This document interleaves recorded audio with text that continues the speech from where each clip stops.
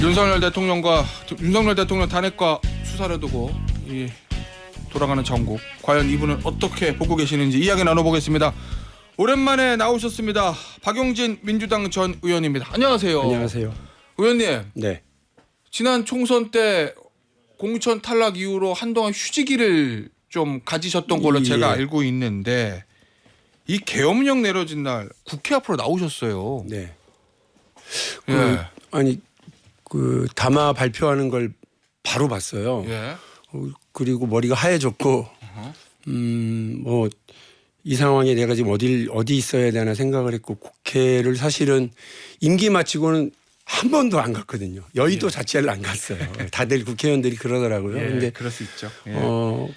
갔고 그날 밤에 도착을 해서 보니까 시민들이 한 100여 분 정도가 그 국회 정문 앞에 이렇게 계시더라고요. 아, 일찍 가셨네요, 의원님은. 꽤 일찍 예. 도착을 했고요. 예. 그래서 이거 어떻게 해야 되나 이렇게 이제 저도 그냥 그 앞에서 왔다 갔다 하고 있었는데 저도 불안하더라고요.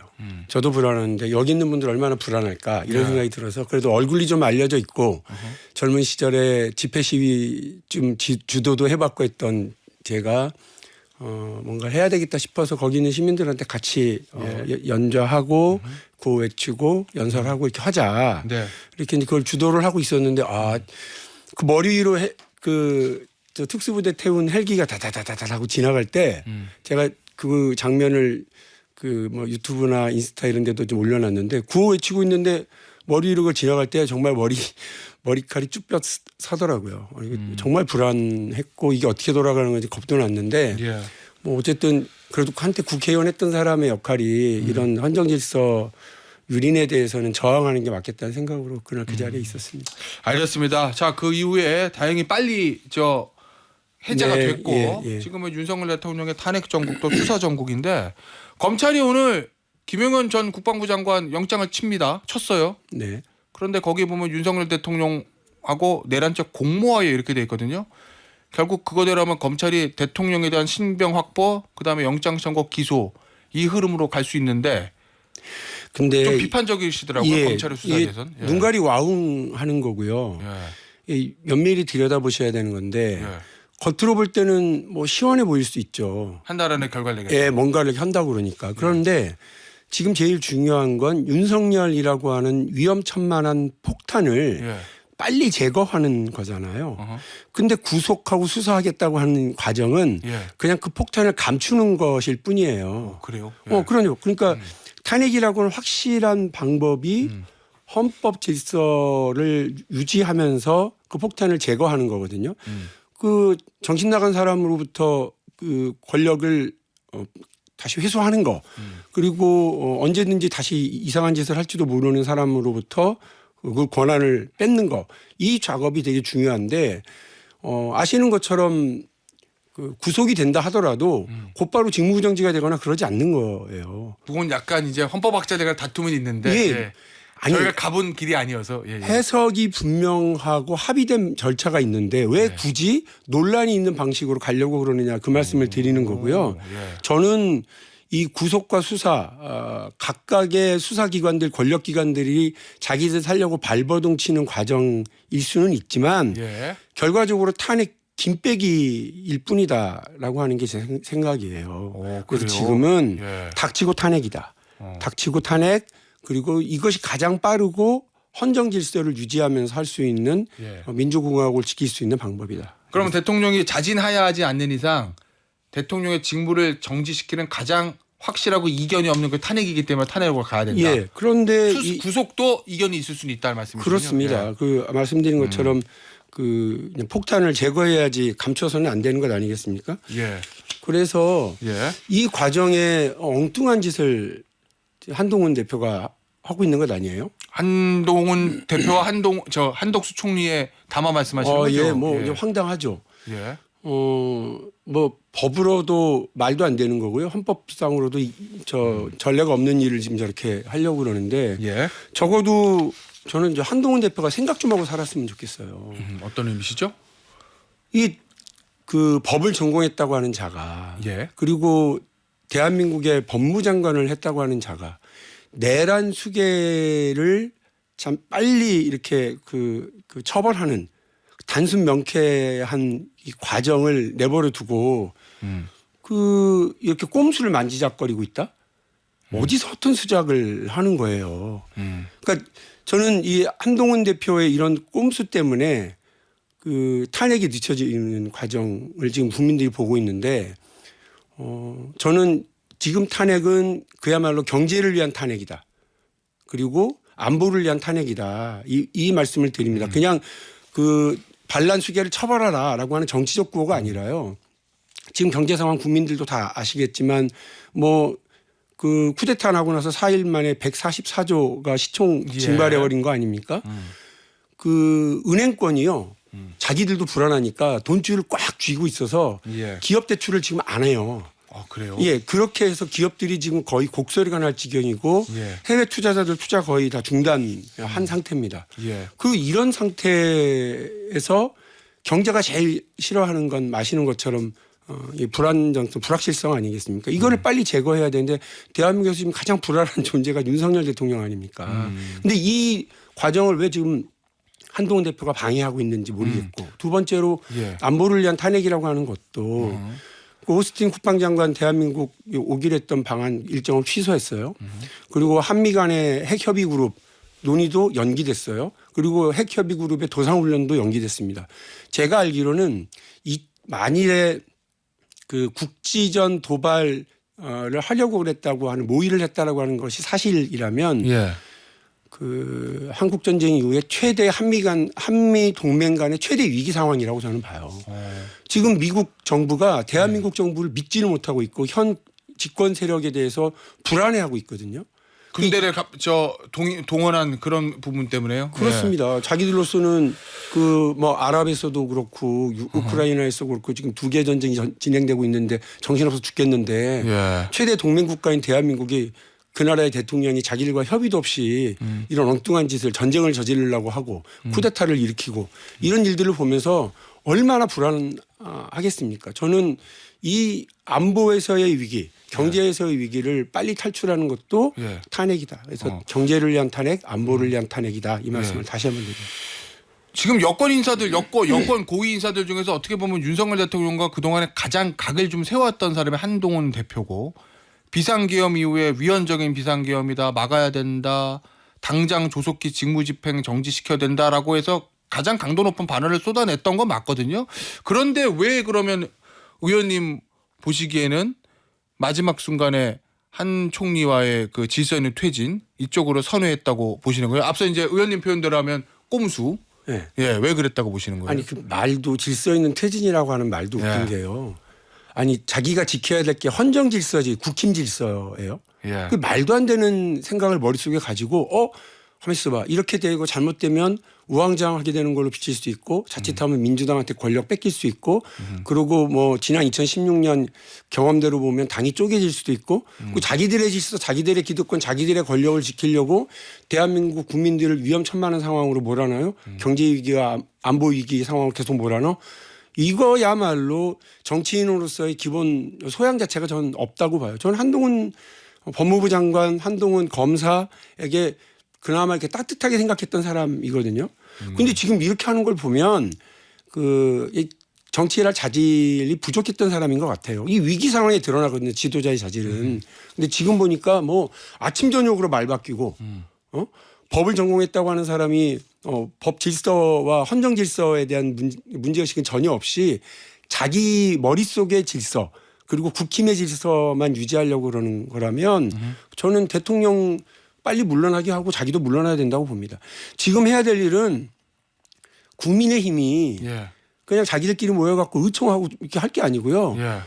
때로 몰려가서 대통령한테 빨리 물러나라고 그래야죠. 탄핵에 동참해라. 아니 자기들이 탄핵하기 싫으면 빨리 물러나라고 가서 데모를 자기들이 해야 자기들이 살지 어떻게 자기들끼리 앉아갖고 우리는 분당하면 안 된다. 탄핵을 다시 반복해서는 안 된다. 뭐 이재명한테 대통령을 물려줘서는 안 된다. 이런 얘기를 하고 있냔 말이에요. 정말 눈 가리고 아웅하고 있는 사람들이고 한치 앞을 모르는 사람들이고 저는 그야말로 위헌 정당 해산 심판을 받아야 될 정당이라고 저는 봐요. 알겠습니다. 자, 민주당 얘기를 좀 해보죠. 민주당에 지금 저 현 정부에 대한 계속한 압박이 좀 있습니다. 어제 이제 우상호 의원 저랑 인터뷰했더니 우상호 의원은 이런 취지의 얘기를 하시더라고요. 뭐 첫 번째 탄핵은 민주당 입장으로서 부결될 때 되더라도 할 수밖에 없었는데 두 번째, 세 번째부터는 좀 뭐랄까 국민의힘 의원들에 대한 설득 과정이 좀 거치는 것이 낫지 않겠나 뭐 이렇게 이런 취지의 얘기를 좀 하고 가셨거든요. 어제 어떻게 보세요, 의원님은? 그 2016년 좀 전략적으로 움직이라 이런 취지였습니다. 저는 뭐 우상호 전 의원이 예. 의미 있는 얘기를 하셨다고 봐요. 그러니까 그때도 그 기억을 해보면 저도 그때 이제 초선 의원이었는데 광장에서의 압박이 어마어마했어요. 왜 하루빨리 탄핵 안 하냐. 이게 엄청났고 여론도 상당히 있었는데 우리도 이제 그 걱정되고 그러니까 우상호 대표한테 가서 이거 빨리빨리 진행할 필요가 있더니 밥이 익을 때까지 기다려야 된다 이런 입장이었고 계속해서 수표를 확인을 했습니다. 저도 3명을 맡아서 이렇게 점검을 하고 그래요? 그 3명하고 친한 다른 의원들을 통해서 또 점검하고 교차 점검을 계속 해서 예. 원내 지도부에 보고를 하고 그랬었거든요. 예. 그러니까 그런 과정이 있어야 돼요. 광장에서는 국민들의 분노와 열기가 계속 모아서 국회를 압박하고 예. 그리고 그 국회 질서 안에서는 어쨌든 설득하고 달래는 회유 작업들이 있어야 됩니다. 이게 전략과 전술이 맞아떨어져 가는 거라고 생각하거든요. 그래서 뭐 그 우상호 원내대표가 하는 말은 뭐 그야말로 뭐 엘리트식이고 어쩌고 저쩌고 이렇게 이야기하는 건 정말 어린 생각이고요. 일이 되게 만들어야죠. 일이 되게 만드는 게 우선이지. 예. 그 정치라고 하는 게 구호만 외친다고 해서 되는 게 아니잖아요. 예. 구호만 외치는 게 아니라 실현을 시키는 거고 그야말로 사랑한다면 그 사랑을 실현시키는 게 중요하지 사랑한다고 고백하는 게 끝이 아니잖아요. 예. 그러니까 탄핵을 성사시키는 게 우리의 목표여야 된다. 그렇다면 지금은 국민의힘을 어르고 달래야 된다. 제가 지금 국회의원이면 나와가지고 그 국민의힘 보고 예. 저 해산대에 마땅한 정당이라고 얘기하겠어요? 그렇게 안 합니다. 그건 저는 원외기 때문에 예, 제가 하시는 원외이고 말씀. 광장의 분노를 대변해야 되니까 지금 나와서 한동훈 대표 보고 허튼 수작하지 마라 이렇게 얘기하는 거예요. 예. 근데 만일에 국회의원이었으면 그렇게 안 하고 정치적 언어를 더 썼겠죠. 그러니까 예. 국회의원의 역할, 원내에서의 역할과 원외의 역할 그리고 광장에서의 역할이 각각 좀 달라요. 그래서 저도 그 국민들과 함께 그 뭐 제가 국회의원이었으면 안에 들어서 표결하고 있었겠죠. 예. 근데 지금 촛불 들고 광장에서의 분노를 끌어내는 일에 제가 더 집중을 하고 있는 건 예. 제가 할 수 있는 일이 그거기 때문입니다. 그럼 당 지도부가 정말 역사적 책임의식을 가지고 일을 성사시켜내셔야 된다고 봅니다. 알겠습니다. 어쨌든 국민의 의원들을 좀 설득하는 과정이 필요하다는 취지신 것 같은데 그런데 지금 국민의힘 의원들을 보면 뭔가 그런 두려움이 있는 것 같아요. 만약에 탄핵하면 바로 조기 대선이고 그러면 이재명 대표에게 정권을 그냥 바로 헌납할 수도 있다라는 그런 두려움. 그것 때문에 민주당이 몰아치는 거 아니냐 뭐 이런 걱정들 하는 것 같거든요. 그런 국민의 의원들의 두려움이라고 그럴까요? 그건 어떻게 보십니까? 이게 자기들만의 질서죠. 그러니까 최소한의 애국심이라도 가져졌으면 좋겠다는 예. 말씀 드리고요. 예. 정치적 유불리를 떠나서 범법자가 반란의 수괴가 법 위에 군림하고 있는 일은 하루라도 빨리 종식시키는 게 맞다. 예. 최소 정의를 실현하기 위한 헌정 질서를 유지하기 위한 국회의원으로서 내가 할 일이 뭐냐. 예. 그 앞에 이재명 대표가 어른거려? 그 앞에 민주당의 집권이 어른거려? 그런 걸 생각하는 자가 그야말로 그 매국노죠. 저는 그런 생각이 자기들 머릿속에 있으면 빨리 지우시고 해야 된다고 보고요. 예. 제가 이 말씀 일부러 드리는데 김재섭 의원, 김용태 의원요. 예. 젊은 정치인이 적어도 그러지 맙시다. 그래요? 예.